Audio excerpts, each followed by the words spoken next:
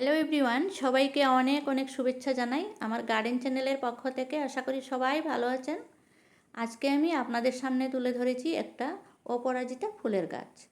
অপরাজিতা ফুল আমার কাছে খুবই প্রিয়। খুব সুন্দর ছোট সাইজের নীল রঙের এই ফুলটা আমার কাছে রয়েছে। আমি খুব যত্ন করে এই গাছটা বীজ থেকে বপন করেছিলাম। আর বীজ থেকে ছোট সাইজের যখন ছিল তখন ছোট্ট একটা টবে দিয়েছিলাম। তারপরে আমি ফাইনাল টবে দিয়েছি, বড় টবে। অনেক যত্ন করে গাছটাকে এই পর্যায়ে এনেছি। কত ফুল রয়েছে দেখুন। আমার মনে হয় প্রত্যেকের বাগানেই একটা করে অপরাজিতা ফুল রাখার দরকার। কারণ এই গাছটা ঘরে থাকলে ঘরে শুভ লক্ষণ আসে, এরকম অনেকেরই ধারণা। আমারও খুবই ভালো লাগে। দেখুন নীল রঙের এই ফুলটা দেখতে কত সুন্দর। আর এই ফুলটা আমি খুব যত্ন করেছি, কখন কোন খাদ্য দিয়েছি আপনাদের সাথে সমস্ত ভিডিও আমি শেয়ার করব। তাই স্কিপ না করে আজকে শেষ পর্যন্ত দেখবেন ভিডিওটা। আর ভিডিওটা পছন্দ হলে অবশ্যই লাইক দেবেন। আর যদি আপনারাও ফুলের বাগান করে ভালোবাসেন তাহলে অতি অবশ্যই আমার চ্যানেলটাকে সাবস্ক্রাইব করে দিয়ে আমাকে এগিয়ে যেতে সহায় করবেন। এখন আমি চলে যাচ্ছি প্রায় 15-20 দিন আগের ভিডিওতে, যেটা আপনাদের জন্যই আমি সেভ করে রেখেছিলাম। আমি কখন কোন খাদ্য দিয়েছি সমস্ত কিছু আপনাদের জন্যই সেভ করে রেখেছি।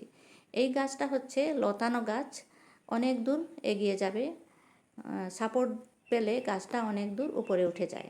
এই যে দেখুন 15-20 দিন আগের ভিডিওতে চলে আসলাম। তখন আমি অনবরত পিঞ্চিং করেছি গাছটাকে। এই গাছটাকে যত পিঞ্চিং করা হবে তত ঝাঁকড়া হবে। আর যদি ঝাঁকড়া করে রাখতে চান তাহলে অনেক পিঞ্চিং করবেন। আর যদি সাপোর্ট দিয়ে ওপরের দিকে উঠিয়ে দিতে চান তাহলে এত বেশি পিঞ্চিংয়ের দরকার নেই। সাপোর্ট দিয়ে বেঁধে বেঁধে দিলে ঠিক সুন্দরভাবে গ্রিলে বা অন্য কোনো কানে উঠিয়ে দেবেন। খুব সুন্দরভাবে লতানো গাছটায় ফুল হবে। এখানে দেখুন মাত্র একটা ফুল রয়েছে, গাছে কোনো ফুল নেই। এই অবস্থায় আমি কিছু খাদ্য দেব, যেগুলো দিলে গাছ হেলদি হবে, গাছে ফুলের সংখ্যা অনেক বেড়ে যাবে।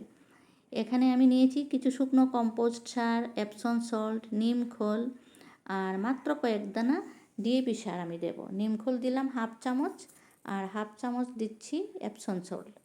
এপসন সল্ট দিলে অনেক পোকামাকড় দূর হয়ে থাকে। আর ডিএপি সার দিচ্ছি আমি মাত্র কয়েক দানা, কারণ আমার টবের সাইজটা খুব ছোট। বড় সাইজের টবে বেশি করে দেয়া হয়, ছোট সাইজের টবে এরকমের 7-8 দানা এরকম দিলে হয়। তারপর শুকনো কম্পোস্টের সাথে এগুলো আমি মিক্স করে নিচ্ছি, খুব ভালো করে মিক্স করে নিয়ে গাছে দিয়ে দিচ্ছি।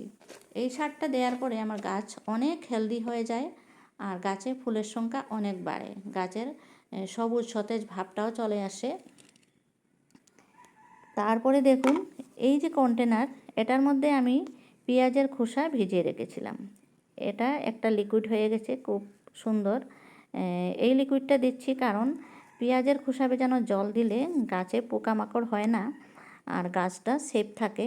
কারণ আমার বাগানে অনেক পিঁপড়া হয়, তার জন্য আমি পেঁয়াজের খোসা ভিজিয়ে সবসময় জলটা সেবন করে থাকি আমার ফুলের গাছগুলোতে।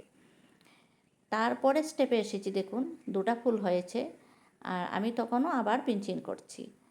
পিঞ্চিং করে করে গাছটা অনেক বেড়ে গেছে। এই যে ফুলের কলি আসা আরম্ভ হয়ে গেছে, দেখুন অনেক ফুলের কলি আসছে।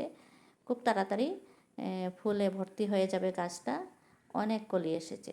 এভাবে গাছের যত্ন নিলে আপনাদের অপরাজিতা গাছেও একেবারে ফুলে ফুলে ভরে যাবে। বন্ধুরা, ঠিক এইভাবে করে যত্ন করে অপরাজিতা ফুলের গাছ করবেন, আপনাদের গাছে হবে অনেক ফুল। আর আমার ভিডিওটা যদি পছন্দ হয়ে থাকে অবশ্যই অবশ্যই একটা লাইক দিবেন। আর আমার চ্যানেলটায় যদি নতুন এসেছেন তাহলে চ্যানেলটা সাবস্ক্রাইব করে দিয়ে আমার সাথে থাকবেন। সবাই ভালো থাকুন, সুস্থ থাকুন, এই কামনা করে বিদায় নিলাম।